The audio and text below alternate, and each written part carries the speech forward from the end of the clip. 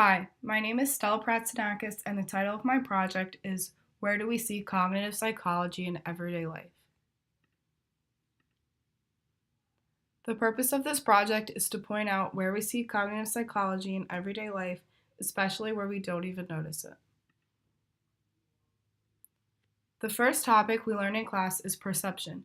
An example of perception is change blindness. Change blindness is when people fail to notice large changes across scenes. This video shows change blindness while driving. A boy looks down at his phone while driving, is distracted, and gets in a car crash because he failed to notice the large change of scenery in the road. Right now, still unclear, as are the controlling the car. First part of this, play it. It's back on the shoulder again. And I was, he almost hit that truck. I mean, the car kind of went back and forth like this. He followed him for several minutes. There was some speculation that the driver may have been ill, right? That he might have been drunk. But Simons kept following him, taping him until the crash. Watch and listen again. Oh, he just hit. Oh, my God, he's crossing over. Oh, my God. Did you see it? Oh, Didn't hit one, but he hit two cars. You can see that Simons is still narrating this. The tape goes on because he stopped his car. He went across the street. He went over to see if the kid was okay. And apparently the kid was okay because Simons posted on his Facebook, teenage kid was texting. He was so sorry. He could not believe that he did what he did while texting. The teen's condition. This example of change blindness is unfortunately very common in the world today. The next topic we covered in class is attention. An example of attention is selective attention. Selective attention is when we focus our resources on some task or events and process less information about other competing tasks. In this example, Stewie is upset because he's waiting for his mother to get off the phone and take him to the beach like he asked. Stewie saying he wanted to go to the beach was the competing task, which means Lewis processed less information from that and more information from over the phone. Short-term memory is an example of memory formation. Short-term memory is the information that enters from sensory or long-term memory that has a small capacity of 7 plus or minus 2 items and is forgotten unless rehearsed.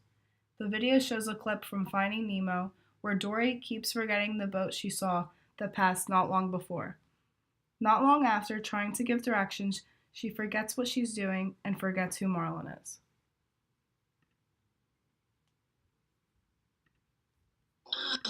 Oh, sorry! I didn't... You have? Uh-huh, and it passed by not too long ago. A white one? Hi, I'm Dory. Where? Which way? It went, this way. Yeah, it went this way. Follow me. Thank you. Thank you. Thank you so much. No problem.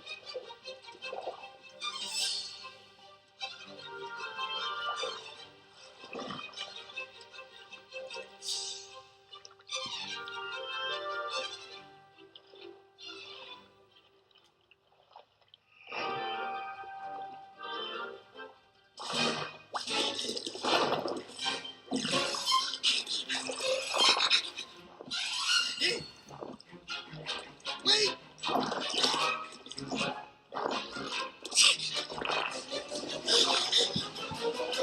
Will you quit it? What? Trying to swim here. What, the ocean isn't big enough for you or something like that? Huh? You got a problem, buddy? Huh? Do you? Want a piece of me? Yeah. Ooh, I'm scared now. What? Wait a minute. Stop following me, okay? What are you talking about? You're showing me which way the boat went. A boat? Hey, I've seen a boat. It passed by not too long ago. It went, this way. Yeah, it went this way. Follow me. Wait a minute. What is going on? You already told me which way the boat was going. I did? Oh, no. If this is some kind of practical joke, it's not funny. And I know funny. I'm a clownfish. No, it's not. I know it's not. I'm so sorry.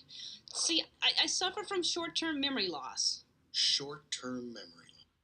Dory had forgotten quickly because she had not rehearsed the information.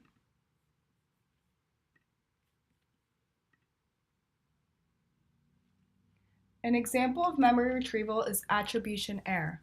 Attribution error is when you remember most of the information correctly, but attribute it to the wrong source. An example of attribution error is during my senior class trip to Disney. I was rooming with one of my best friends, Lily. As we were getting ready to go to the parks, she asked me why I canceled the fast pass to her favorite ride, Space Mountain. I told her I never canceled it and that it was still on our list of things to do. Lily soon realized that she had made an attribution error. She apologized to me and said that she was mistaken, for that information was from her dream. Lily now knows to be more careful when attributing to her sources. Episodic memory is memories for specific events in which you were somehow involved. An example of this could be your past summer vacation in Greece with your family. This vacation contained information about who, when, where, and therefore is considered episodic. A category is a class of similar things that share either an essential core or similarity in perceptual, biological, or functional properties. This example shows a picture from the game Jeopardy! The game questions are all broken up into individual categories based on their similar properties. Eidetic imagery is visual imagery, almost photographic accuracy. The example shows a boy completing a Rubik's Cube blindfolded.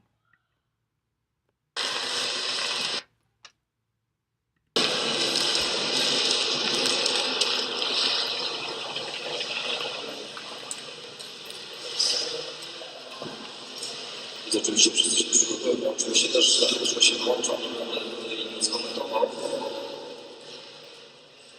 Jeszcze raz, wielka cisza.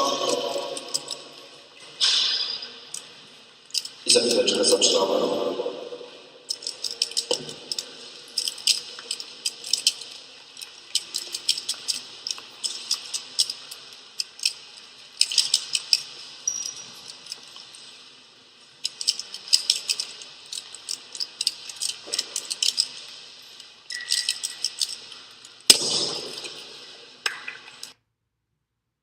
To complete the Rubik's Cube, he used photographic memory. He examined the cube a few seconds and then began. Weak vision is when some concepts are easier to think about in some languages than in others. This example shows the differences between American and British English. See, that's the other way around. We call that a photocopier. You guys call it a Xerox, which is the brand, right? Yeah. Come on. Well, look, some things are... You guys have some things right. What do you mean? Do you know what we call vacuum cleaners in England? I have no idea. We call them Hoovers because of the brand Hoover, but because of the brand, we call all vacuum cleaners Hoovers, even if they're not Hoovers. So you guys, you're right on that one because what you call a vacuum cleaner is a vacuum cleaner. What about a Xerox machine? You guys see, that's the other way around. We call that a photocopier. You guys call it a Xerox, which is the brand, right? Yeah. In England, people call vacuum cleaners Hoovers, which is more difficult to think about. In addition, Americans also go by a brand in the word Xerox, while British call it a photocopier, which is easier to think about. In problem solving, a transformation is a problem that involves changing the initial state through a sequence of operations until it matches the goal state. The example shown shows a girl's transformation before and after getting her hair done. The hairdresser changed her initial hair through a sequence of steps until it matched the look of the client wanted. The end. Thank you for watching.